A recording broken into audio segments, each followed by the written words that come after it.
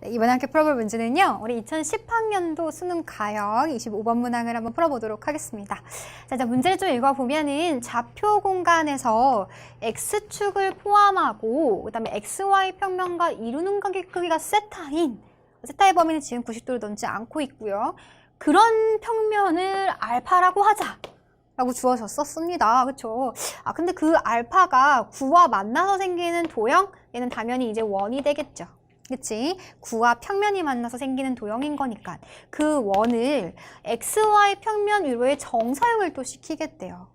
근데 그 정사한 그 도형이 어디에 포함되도록 영역, 요런 지금 뭐 XY 지금 평면 위에 있는 어떤 영역이 되는 거겠죠. 직선보다도 이제 직선의 안쪽 영역이 되도록 하는 세타에 대해서 우리는 지금 뭐를 구하고 싶다? 코사인 값의 최대값을 구하고 싶다. 자, 결국 코사인이 최대가 된다는 얘기는 세타의 입장에서는 코사인 함수라는 것은 지금 감소 함수의 형태를 띠고 있기 때문에 얘가 이제 최소가 되면 되겠구나라는 것도 이제 파악할 수가 있겠습니다. 단계별로 차근차근히 한번 생각해 봅시다. 자, 일단은요. 알파가 뭔데? 여러분 좀 그림이 그려집니까? 네. 선생님이요. 저 알파를 좀 표현을 해볼게요. 그래야지 뭔가 지금 원과 만나서 생기는 그 형태, 걔를 정사형한 형태를 좀 우리가 파악할 수 있어야 되는 거잖아요. 그쵸? 그래서 자, 일단 알파라는 평면은 문제 힌트에서 x축을 포함한다라고 했어요. 그러면 x축을 뭐 그려보지 뭐 요렇게 있다라고 한번 해볼까요? x축이. 이제 뭐 y축이 이런 식으로 있겠죠. 그치? 근데 이제 이 XY 평면이랑 뭐 한다? 얘네들이 지금 각도 이제 세타.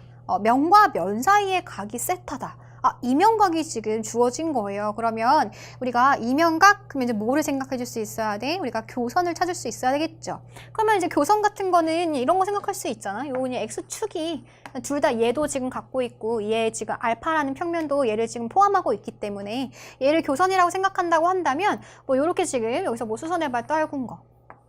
그럼 여기서도 뭔가 지금 알파라는 평면을 이렇게 그릴 수가 있겠죠. 각을 뭐 세타만큼 갖게끔요. 그치? 그래서 그러면 좀 그려보면은 뭐 요런 식으로 뭔가 지금 떠있는 요런 상황이 되겠다라는 거를 알 수가 있겠습니다. 네. 얘가 지금 알파인 거예요. 괜찮죠? 그러면 지금 이런 상황에서 세타는 그럼 이제 어떻게 여기다가 표시를 해줄까요? 세타를 여기다가 좀 표현을 해봅시다. 요만큼이 지금 뭐다? 얘가 지금 세타인 그런 상황이 된다라는 거예요. 오케이. 자, 근데 이제 그 평면 알파가 9와 만나서 생기는 도형이라고 했어요. 근데 이 9는 지금 중심이 얼마야? 중심이 0,0,0이죠. 그러면 여기 지금 y축 이렇게 이제 마주 좀 그려보고 z축이 이렇게 있을 거야. 그치? 그러면 원의 중심이 지금 0,0,0인 거니까 얘를 지금 가지면서 그 다음에 지금 9가 반지름의 길이가 1이기 때문에 뭔가 지금 이런 식으로 9가 이제 만들어지겠다 라는 거를 알 수가 있겠습니다. 괜찮아요? 근데 이 지금 9가 요 평면이랑 지금 요렇게 지금 여기 좀 확장시켜서 생각한다라고 한다면 요렇게 지금 만나고 있는 그런 상황이 되겠죠. 이렇게 지금 저기 뒤쪽으로도 이렇게 확장되고 있는 그런 형태다라고 보시면 됩니다. 그러면 얘가 지금 뭐가 된다고?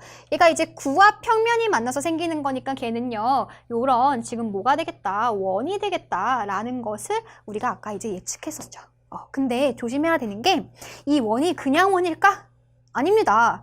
이 지금 알파라는 평면 자체는 x축을 포함하고 있죠. x축이라는 것은 뭐를 포함하고 있는 거야? 이 원점을 포함하고 있는 거예요. 아, 그러면 원점을 포함하는 평면이에요. 그 얘기는 무슨 얘기야?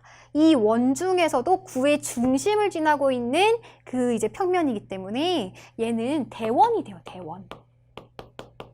즉, 이 반지름의 길이가 뭐다? 이 원의 반지름의 길이는 9의 반지름의 길이랑 같다라는 얘기가 되겠죠. 9의 중심을 포함하고 있는 거니까. 오, 좋아요. 그럼 얘는 지금 1이다. 라는 것까지 지금 알아듣습니다. 오케이. 그래서 얘가 지금 뭐인 거야? 얘가 지금 이 원 C인 거예요. 조금 보인다, 그치? 자, 근데 걔를 뭐 하겠다고? 걔를 이 XY 평면으로 다시 뭐 하겠다고?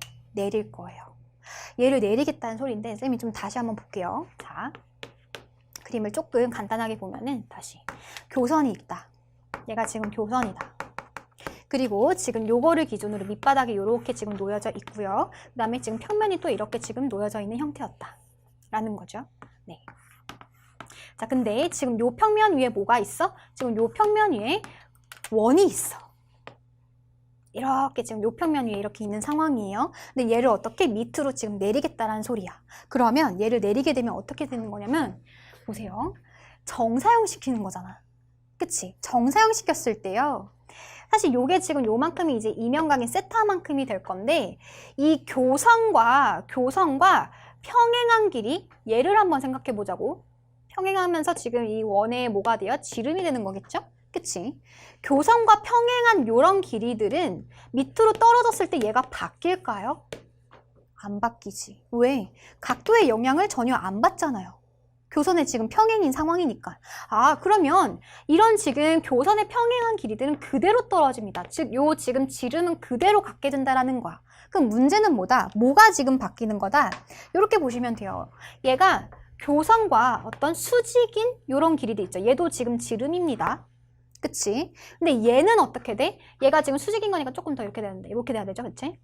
지금 수직이에요, 얘가 지금. 그렇게 된다라고 하면은 얘가 밑으로 떨어지게 되면 어떻게 돼? 이 세타의 각의 영향을 받게 되는 거지. 요만큼 지금 세타잖아요. 그래서 얘는 길이가 어때? 얘는 길이가 지금 바뀔 거다라는 얘기를 알 수가 있다라는 거예요. 아, 그러면 이 원을 이제 떨굴 건데 떨궈지게 되면은 요 길이는 지금 똑같은 거야. 요 길이는 똑같은데 얘는 지금 무슨 길이가 되는 거야? 요 지금 지름의 코사인 세타만큼의 영향을 받게 된다. 그렇게 생각할 수가 있다라는 거죠. 좋아요. 그래서 얘는 지금 어떤 도형이 될 거다? 이렇게 다 내려버리게 되면요. 얘는 사실은 이제 요런 지금 타원의 형태가 되겠구나라는 것도 우리가 추론해낼 수가 있다라는 겁니다. 장축과 단축의 길이가 지금 다른 그런 상황이 된다라는 거겠죠. 네, 좋아요. 그런 문제인 거예요. 그러니까 얘네들을 이제 바닥으로 다 떨구게 된다라고 한다면 뭐다? 이 교선과 평행한 이런 길이들은 어떻게? 평행한 길이들 자체는 그대로 떨어지게 되는 그런 상황이 거고, 그다음에 교선과 수직인 얘네들이 이제 세타의 영향을 받아서 이렇게 지금 떨어진다라는 거죠. 네, 그래서 그것만 좀 기준으로 우리가 좀 그림 좀 단순화시켜서 평면화시켜서 생각을 해보자라는 거예요. 한번 그려보겠습니다. 여기다 그려볼까요? 자, 그럼 쌤이 이제 X축, Y축만 좀 보겠습니다. X축, Y축만 볼 건데요.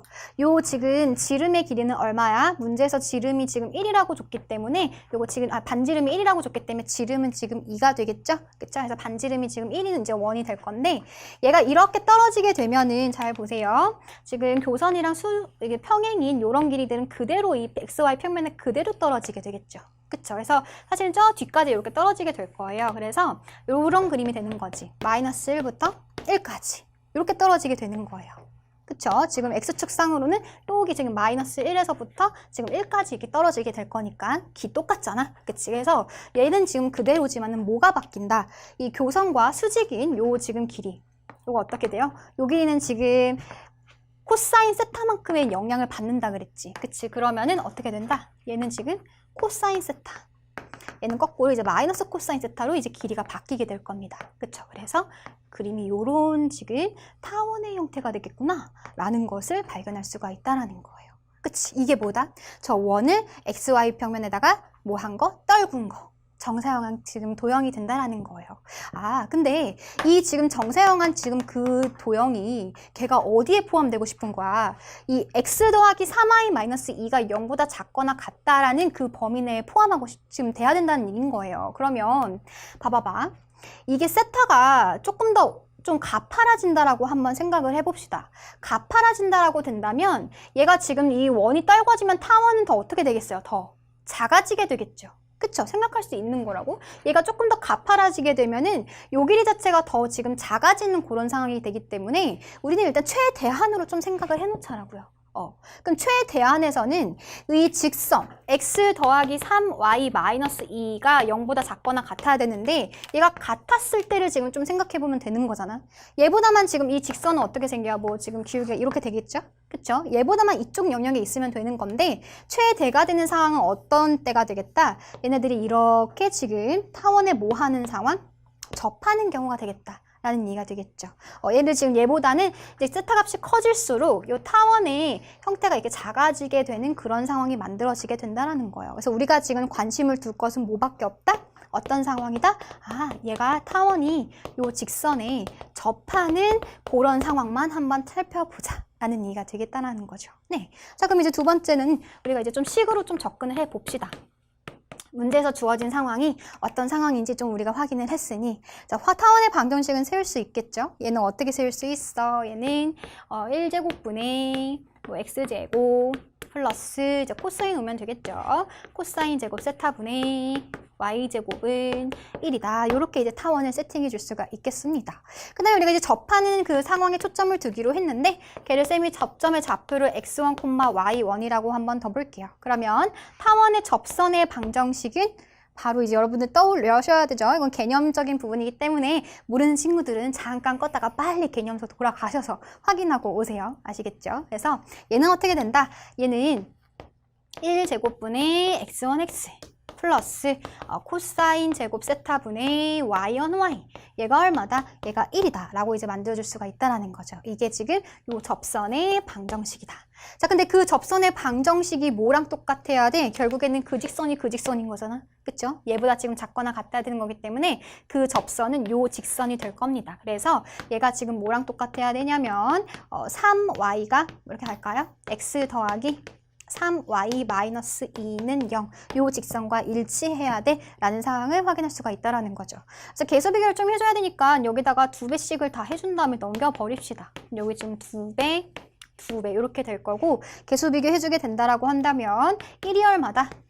1이 2x1 이렇게 만들어질 거니까요. x1 값은 얼마다? 2분의 1이다. 라는 거 확인할 수가 있을 거고 마찬가지로 얘는 지금 코사인 제곱 세타분의 얼마가? 2y1이 걔가 얼마가 되면 되겠다? 걔가 3이 되면 되겠다라는 걸 발견할 수가 있다라는 거죠. 네, 그러면 지금 이 코사인 제곱 세타 값을 구해주는 게 우리의 목표입니다. 우리는 이 코사인 세타의 최대값이 궁금한 거기 때문에 조금 더 알 수 있는 힌트가 없을까 봤더니 지금 사실 요 x1, y1이라는 것은 접선 위에 있는 점인 거죠.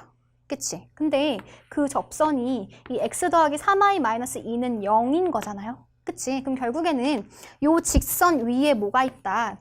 얘가 x1, y1이 있다 라고 생각해주면 된다라는 거죠. 그럼 얘를 대입하면 된다고.